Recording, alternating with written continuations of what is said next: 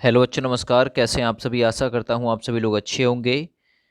तो इतिहास से एक और उपयोगी टॉपिक रहेगा आपका मौर्य उत्तर, यानी कि मौर्य काल में उत्तर और गुप्त काल में जो पूर्व का काल था उससे रिलेटेड सभी महत्वपूर्ण क्वेश्चनों को कवर करेंगे, जिसका टाइम पीरियड था 185 बीसी से 319 बीसी। ठीक है, यानी मौर्य काल में उत्तर और जो गुप्त काल का पूर्व का जो काल था, इससे रिलेटेड सभी महत्वपूर्ण क्वेश्चनों को हम लोग कवर करने वाले हैं। थोड़ा सा मैं आप लोग को इसमें बता के चलूंगा। जो मौर्य वंश है, मौर्य वंश, इसका जो संस्थापक था ना, वो था चंद्रगुप्त मौर्य। कौन था? चंद्रगुप्त मौर्य था। ये जो चंद्रगुप्त मौर्य था, इसका जन्म 345 बीसी में हुआ था। 345 बीसी में हुआ था इसका जन्म। ठीक है। जस्टिन ने चंद्रगुप्त को सैंड्रोकोट्स कहा था, जिसकी पहचान विलियम जोन्स ने चंद्रगुप्त मौर्य से की है। वहीं अगर मैं गुप्त साम्राज्य की बात करूं, तो ये जो गुप्त साम्राज्य था, इसका उदय तीसरी शताब्दी के अंत में प्रयाग के निकट कौशाम्बी में हुआ था। गुप्त वंश का संस्थापक था श्रीगुप्त। कौन था? गुप्त वंश का संस्थापक श्रीगुप्त था। ठीक है, जो कि 240 से लेके 280 ईस्वी तक के टाइम पीरियड से रिलेटेड रहा। ठीक है। श्रीगुप्त का जो उत्तराधिकारी हुआ वो हुआ था घटोत्कच। ठीक है। गुप्त वंश का प्रथम महान सम्राट था चंद्रगुप्त प्रथम। यह 320 ईस्वी में गद्दी पर बैठा था। तो ये छोटी सी जानकारी आप लोगों को इससे रिलेटेड देनी थी। ठीक है। अब यहाँ से हम आगे के जो क्वेश्चन है एमसीक्यू टाइप में, उन्हें कवर करने वाले हैं। इसके साथ साथ में जो क्वेश्चन मुझे उपयोगी लगेंगे वो मैं आप लोगों को बताता चलूँगा। सबसे पहला सवाल देखते हैं। फिर सबसे पहला सवाल कौन सा था? अंतिम मौर्य सम्राट वृहद्रथ की हत्या कर किसने शुंग वंश की स्थापना 185 ईसा पूर्व में की? तो शुंग वंश की स्थापना आप लोगों से पूछ सकता है। ठीक है, किसने की थी? तो सही आंसर हो जाएगा पुष्यमित्र ने की थी। पुष्यमित्र ने की थी। तो ए विकल्प इस सवाल का बिल्कुल राइट आंसर आप लोगों का माना जाएगा। क्लियर हो गया? चलिए दूसरे सवाल पे आ जाते हैं। सवाल नंबर 2 है, पुष्यमित्र शुंग और मौर्य सम्राट वृहद्रथ की राजकीय सेना में किस पद पर आसीन था? जो पुष्यमित्र शुंग था, वो मौर्य सम्राट की जो वृहद्रथ की राजकीय सेना थी उसमें किस पद पर आसीन था, यानी क्या था वो? तो एक सेनापति के पद पर कार्यरत था। आप लोग याद रखिएगा, ए विकल्प इसका बिल्कुल राइट हो जाएगा। नेक्स्ट देखिए, कवण या कावण वंश का संस्थापक कौन था? कवण या कावण वंश का संस्थापक कौन था? ये सवाल बढ़िया है। तो वासुदेव या वसुदेव, यहाँ पे वसुदेव लिखा हुआ है। वसुदेव कवण या कावण वंश के संस्थापक थे, इसलिए इस सवाल का राइट आंसर ए विकल्प हो जाएगा। अगले सवाल पे आते हैं। सातवाहन, जिसे आंध्र सातवाहन वंश भी कहा जाता था, है ना, इसके संस्थापक कौन थे सातवाहन वंश के? है ना। सवाल नंबर 4 में आप लोग देखिए, ए विकल्प बिल्कुल सही हो जाएगा। इस वंश को मैं पढ़ा के भी चलूंगा प्रत्येक को, है ना। पुष्यमित्र यानी कि शुंग वंश को भी, सातवाहन वंश को भी। इस पर एक अलग से जो टॉपिक वाइज वीडियो है वो देखने के लिए मिलेगी आपको, है ना। तो सातवाहन वंश का संस्थापक सिमुक था। आ जाइए नेक्स्ट क्वेश्चन पे। सातवाहनों ने पहले स्थानीय अधिकारियों के रूप में काम किया था। किसके अधीन काम किया था सातवाहनों ने? तो सातवाहनों ने मौर्यों के अधीन काम किया था। किसके? जो मौर्य सम्राट थे इनके अधीन काम किया था। आगे आइए, निम्नलिखित में से वह महानतम कुषाण नेता कौन था जो बौद्ध बन गया था? तो वो कौन था जो बौद्ध बन गया था? वो था कनिष्क, है ना। कनिष्क था जो बौद्ध बन गया था। यह एक महानतम कुषाण नेता था जो बौद्ध बन गया था। आगे आइए सवाल नंबर 7 पे। कुषाण काल के दौरान मूर्ति कला की गांधार शैली निम्नलिखित में से किसका मिश्रण है? तो ये किसका मिश्रण है? ये मिश्रण है भारत ग्रीक यानी यूनानी शैली का। भारत ग्रीक, जिसे यूनानी शैली बोलते हैं, उसका मिश्रण था। सवाल नंबर 8 देखिए, कनिष्क की राजधानी कहाँ थी? सवाल नंबर 8 बढ़िया है, एसएससी एग्जाम 2002 में पूछा गया। तो कनिष्क की राजधानी थी पुरुषपुर, जिसे पेशावर के नाम से भी जानते हैं। तो ए विकल्प इस सवाल का राइट आंसर। नेक्स्ट आ जाइए, पुरुषपुर निम्नलिखित में से किसका दूसरा नाम है? तो मैंने अभी बताया था पुरुषपुर पेशावर, तो पुरुषपुर पेशावर का ही दूसरा नाम है, इसलिए विकल्प यहाँ सी बिल्कुल सही हो जाएगा। सवाल नंबर 10 पे आ जाइए, चरक किसके राज चिकित्सक थे? यानी चरक किसके दरबार में रहते थे, चिकित्सा से संबंधित थे? तो चरक जो थे वो कनक मतलब कनिष्क के दरबारी जो चिकित्सक थे, ठीक ना, कनिष्क के दरबारी चिकित्सक थे। 11वां नंबर देखो, तक्षशिला के प्रसिद्ध स्थल होने का कारण क्या था? यानी तक्षशिला क्यों प्रसिद्ध था, किस लिए? तो गांधार कला के लिए। गांधार कला के लिए तक्षशिला जो है वर्तमान में पाकिस्तान में है ना। तो आपका सी विकल्प राइट हो जाएगा। आ जाइए सवाल नंबर 12 पे, भारत में सर्वप्रथम स्वर्ण मुद्राएं किसने चलाई? यानी कि सोने की मुद्राएं सबसे पहले किसने चलाई थी भारत में? तो वो इंडो बैक्टीरियन है ना, तो इंडो बैक्टीरियन इन्होंने चलाई थी, है ना। तो सही आंसर आप लोग का बी बिल्कुल सही चला जाएगा, यानी हिंदू यूनानियों के द्वारा। आगे देखिए, किस संग्रहालय में कुषाणकालीन मूर्तियों का संग्रह अधिक मात्रा में है? तो कौन सा है ना, कौन सी कुषाणकालीन मूर्ति का संग्रह अधिक मात्रा में है और किस संग्रहालय में है? 13वां नंबर क्वेश्चन ये है।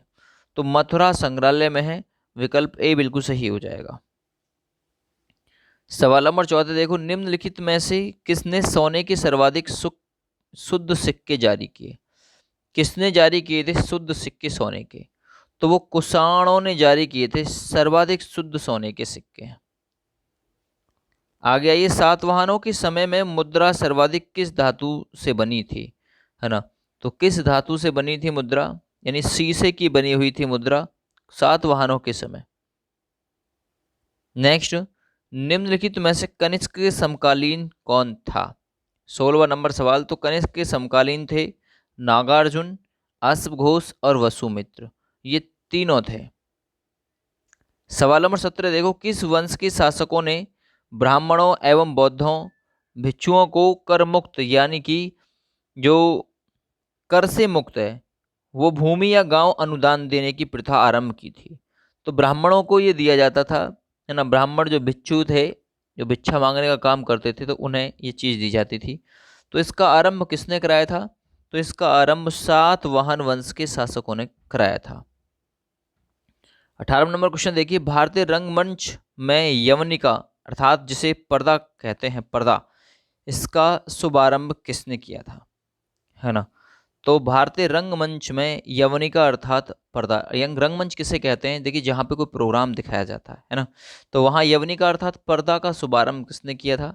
तो ये किया था यूनानियों ने। ऑप्शन सी बिल्कुल इस सवाल का राइट है। सवाल नंबर 19 देखो, भारत के महान रेशम मार्ग यानी सिल्क रूट, ये किसने आरंभ कराया था? भारत का महान रेशम मार्ग, तो ये कनिष्क ने आरंभ करवाया था महान रेशम मार्ग। 20वां नंबर देखो, निम्नलिखित में से किसने बड़े पैमाने पर स्वर्ण मुद्राएं यानी कि सोने की मुद्राएं चलाई थी? तो सोने की मुद्राएं किसने चलाई थी? कुषाण शासकों ने चलाई थी सोने की मुद्राएं बड़े पैमाने पे। चरक और नागार्जुन ये किसके दरबार की शोभा है? ये क्वेश्चन बहुत बढ़िया है भाई, ये किसके दरबार की शोभा है? सवाल नंबर 21, और ये आरआरबी टीसी एग्जाम 2006 में पूछा गया। तो चरक और नागार्जुन ये कनिष्क के दरबार की शोभा थे, ए विकल्प राइट। सवाल नंबर 22 पे आ जाइए, शक संवत का प्रारंभ किस सम्राट के शासनकाल में 78 ईस्वी से? तो आप लोगों से पूछेगा शक संवत का आरंभ कब हुआ?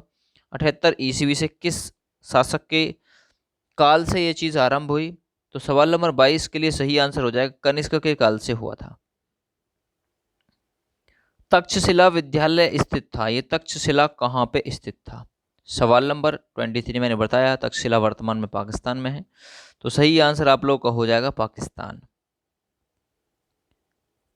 आ जाइए नेक्स्ट क्वेश्चन पे, प्राचीन काल में कलिंग का महान शासक कौन था?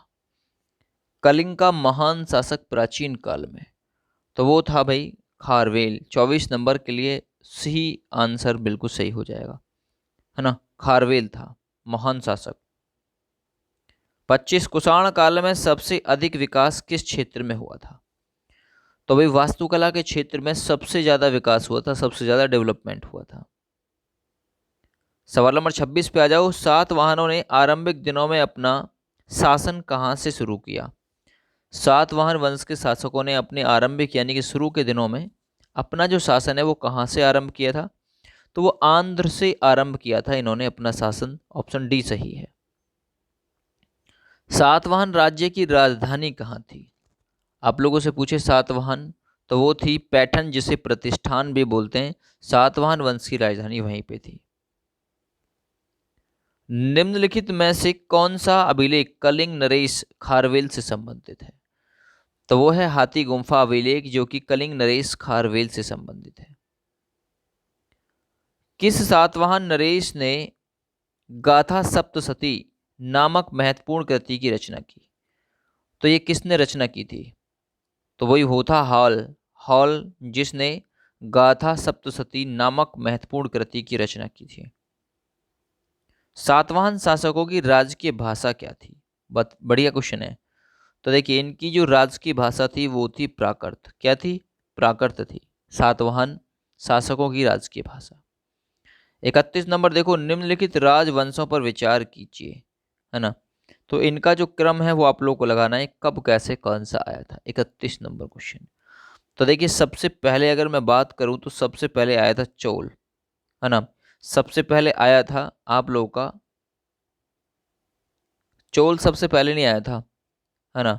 जो इनका क्रम बैठेगा सबसे पहले आने का वो तीसरा नंबर, यानी कि सबसे पहले आया था श्रृंग, यानी कि श्रृंग। फिर आए थे सातवाहन, फिर आए थे गुप्त, और फिर आए थे लास्ट में चोल शासक। तो इसलिए ये वाला विकल्प बनेगा इसका। सबसे पहले आए थे श्रृंग, फिर उसके बाद में आपके सातवाहन, फिर 2 नंबर पे, मतलब 2 नंबर यानी गुप्त, फिर तीसरे नंबर पे आए, और 4 नंबर पे आए थे चोल। मौर्य साम्राज्य के ध्वंस के पश्चात कई आक्रमणों की श्रृंखला रही। भारत पर सबसे पहले आक्रमण निम्नलिखित में से किसने किया था?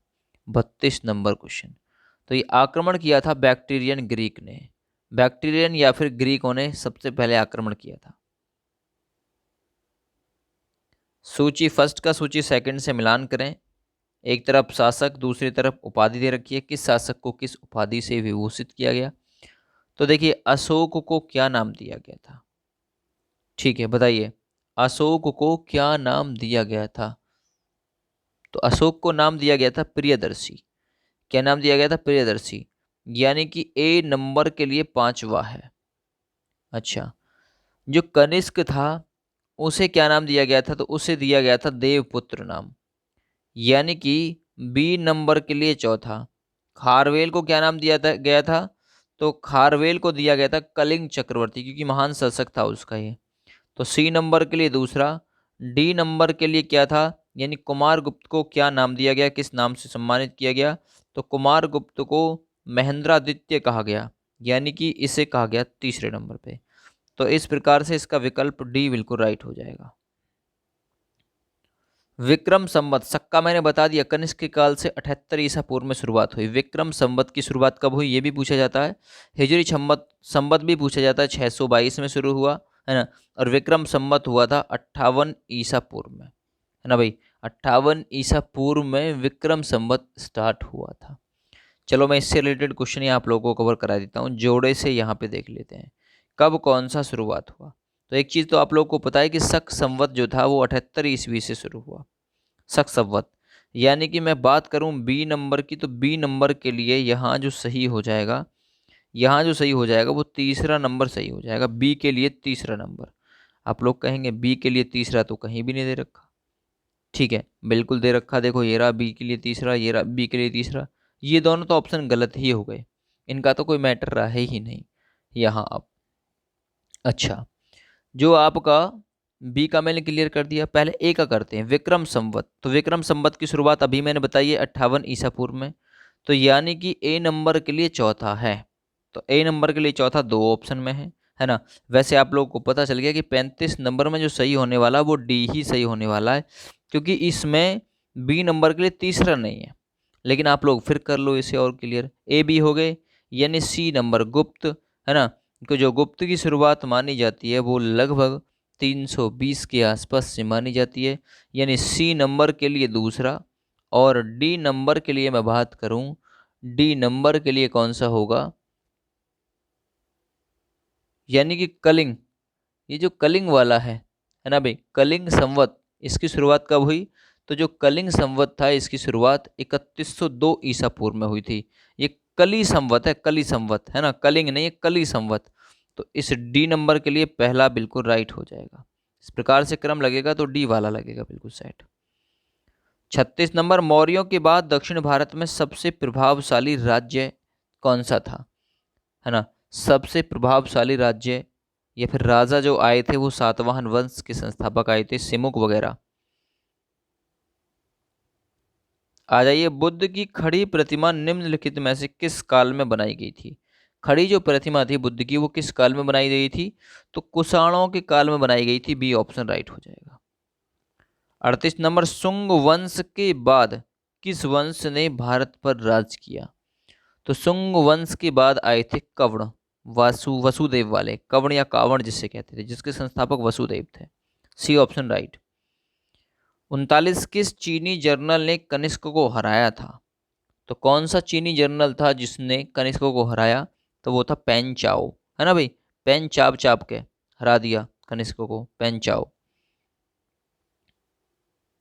सवाल नंबर 40, उत्तरी तथा उत्तरी पश्चिमी भारत में सर्वाधिक संख्या में तांबे के सिक्के किसने जारी किए? 40 नंबर सवाल, तो तांबे के जो सिक्के जारी किए थे वो कुषाणों ने जारी किए थे, बी विकल्प राइट हो जाएगा। अगला सवाल 41 नंबर, कथन और आप लोगों को कारण उसका पता करना है। तो कथन है कुषाण फारस की खाड़ी और लाल सागर से होकर व्यापार करते थे। कारण क्या है? उनकी सुसंगठित नौसेना उच्च कोटि की थी, इसलिए करते थे क्या? तो 41 नंबर क्वेश्चन क्या हो सकता है? देखिए, तो उनकी जो सुसंगठित सेना जो थी वो उच्च कोटि की थी क्या? तो ऐसा नहीं था, इसलिए ए सही हो जाएगा और आर बिल्कुल गलत हो जाएगा, तो सी विकल्प बिल्कुल सही हो जाएगा। नेक्स्ट, जो कला शैली भारत और ग्रीक या यूनानी शैली का सम्मिश्रण है उसे क्या कहते हैं? जो सम्मिश्रण है इनका तो उसे गांधार कहा जाता है, जिसमें ग्रीक और यूनानी दोनों का मिश्रण होता है, उसे गांधार कहा जाता है। 43 नंबर क्वेश्चन, कनिष्क बौद्ध धर्म की किस शाखा का अनुयायी था जिसका प्रचार प्रसार उसने मध्य एशिया व सुदूर पूर्व में किया था? तो 43 नंबर क्वेश्चन में सही आंसर हो जाएगा महायान, ऑप्शन नंबर इसके लिए तीसरा सही हो जाएगा। 44 नंबर देखो, कनिष्क के शासनकाल की सर्वाधिक महत्वपूर्ण घटना कौन सी थी? सबसे ज्यादा महत्वपूर्ण घटना थी चतुर्थ बौद्ध संघ थी, है ना। कनिष्क के काल की जो सबसे ज़्यादा महत्वपूर्ण घटना थी वो चतुर्थ बौद्ध संगीति थी। और जो चतुर्थ बौद्ध संगीति थी ये ईसा की पहली शताब्दी में हुई थी, है ना, कुंडलवन कश्मीर में। वसुमित्र अश्वघोष की अध्यक्षता कनिष्क के काल में हुई थी। प्रथम बौद्ध संगीति थी 483 बीसी में हुई थी, है ना, राजगृह महाकश्यप की अध्यक्षता और अजातशत्रु के शासनकाल में। द्वितीय बौद्ध संगति हुई थी 383 बीसी में, सभा कामी की अध्यक्षता वैशाली में हुई कालाशोक के काल में। और बात करें हम तृतीय बौद्ध संगति की तो वो हुई थी 255 बीसी में, है ना, पाटलिपुत्र में हुई थी। मोगलीतिपुत्र है ना इसका अध्यक्ष था और शासनकाल था यहाँ पे अशोक का। चौथी बौद्ध संगति कनिष्क के काल में हुई, वसुमित्र की अध्यक्षता में और अश्वघोष की अध्यक्षता में, कुंडलवन कश्मीर में ईसा की पहली शताब्दी में हुई थी। प्राचीन भारत का महान व्याकरण पतंजलि किसका समकालीन था? व्याकरण का ज्ञाता बोलते हैं व्याकरण को, तो ये किसका समकालीन था? 45 नंबर सवाल सही आंसर हो जाएगा, ये पुष्यमित्र शुंग का समकालीन था, डी ऑप्शन राइट हो गया। नेक्स्ट, सर्वप्रथम भारत में विशुद्ध संस्कृत भाषा में लंबा अभिलेख किस राजा के द्वारा जारी किया गया? तो किस राजा के द्वारा जारी किया गया था? शक राजा रुद्रदामन के द्वारा जारी किया गया था, ऑप्शन बी सही हो जाएगा। 47, किस राजा के शासनकाल में ईसाई धर्म प्रचारक सेंट थॉमस भारत आया? है ना, तो किस राजा के शासनकाल में आया था वो? तो सही आंसर हो जाएगा गंदोफिनिस, है ना, गंदोफिनियस इसके काल में आया था, गंदोफिनर्स के काल में, ऑप्शन सी सही है। 48 किस कुषाण शासक ने सर्वप्रथम स्वर्ण मुद्राएं जारी की? तो स्वर्ण की यानी सोने की जो मुद्राएं जारी की थी वो कुजुल कन्फ्यूशस सेकंड ने जारी की थी। ऑप्शन बी सही है। नेक्स्ट देखो, किस वंश के शासकों ने छत्र प्रणाली का प्रयोग किया था? है ना, तो जो छत्र प्रणाली का प्रयोग किया था वो शक शासकों ने किया था। नेक्स्ट आ जाइए अगले पे, त्रातार यानी मुक्तिदाता की जो उपाधि है किस वंश के शासकों ने धारण की? है ना, जिसे त्रातार बोलते हैं, मुक्तिदाता कहते हैं जिसे, इसकी उपाधि किस वंश के शासकों ने धारण की? तो सही आंसर हो जाएगा शकों ने धारण की थी, शकों ने। प्राचीन काल के भारत पर आक्रमणों के संबंध में कौन सा सही कालानुक्रम है? काल का सही अनुक्रम क्या है? यूनानी, शक और कुषाण। ये बिल्कुल सही हो गया। प्राचीन काल के भारत पर आक्रमणों के संबंध में सही क्रम, पहले यूनानी, फिर शक, फिर कुषाण। आगे आई जरा, भारत में प्रथम बार सैनिक शासन जिसे मिलिट्री गवर्नमेंटशिप बोलते हैं, इसको व्यवहार में कब लाया गया? किसके द्वारा लाया गया भारत में पहली बार? किसके शासनकाल में? 52 नंबर सवाल सही आ जाएगा आंसर, ग्रीकों के शासनकाल में, ग्रीकों के द्वारा। ईसा पूर्व दूसरी सदी के प्रारंभ में उत्तरी जो अफगानिस्तान था इसमें स्थापित यूनानी राज्य था। कौन सा था इसमें स्थापित यूनानी राज्य? था वो था बैक्टीरिया। ऑप्शन ए सही हो जाएगा। चार धातु सोना, चांदी, तांबा एवं सीसा के सम्मिश्रण से बनने वाले सिक्के को क्या कहा जाता था? तो जो इनसे सिक्का बनता था उन्हें काशापर्ण कहा जाता था। काश का मतलब ही मिश्रण से होता है। 55 नंबर सवाल, सर्वप्रथम रोम के साथ किन लोगों का व्यापार प्रारंभ हुआ? तो रोम के साथ सबसे पहले किन लोगों का? तो जो तमिल और चेर लोग थे इनका शामिल हुआ था, ठीक है ना। मौर्योत्तरकालीन प्रमुख बंदरगाहों में कौन सा असत्य है? कौन सा असत्य यानी कौन सा वहां से संबंधित नहीं है? बताइए फटाफट से। तो कोचीन नहीं, कोचीन। Option D.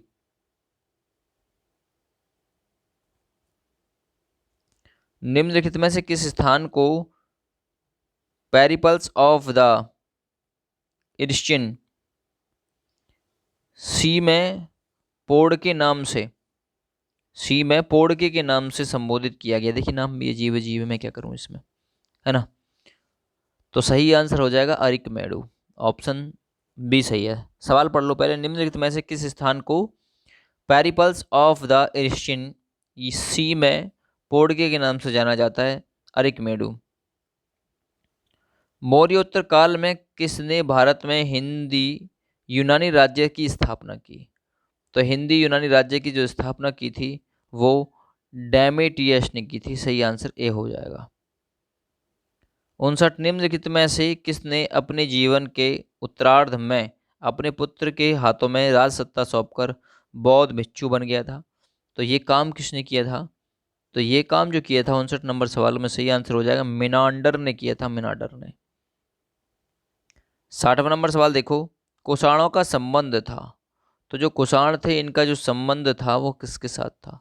तो सही आंसर हो जाएगा चीन के यूची जनजाति से संबंधित थे कुषाण। निम्नलिखित में से कौन कनिष्क के बौद्ध होने के लिए उत्तरदायी था? तो कनिष्क के बौद्ध होने के लिए उत्तरदायी था अश्वघोष।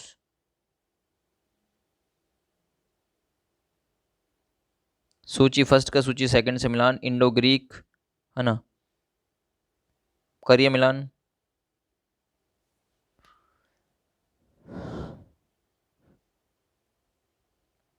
इंडो ग्रीक जो थे वो हिंदी यवन कहलाए।